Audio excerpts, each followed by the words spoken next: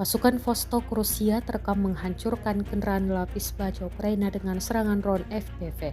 Rekaman detik-detik serangan diunggah di Telegram pada Minggu 26 Januari 2025.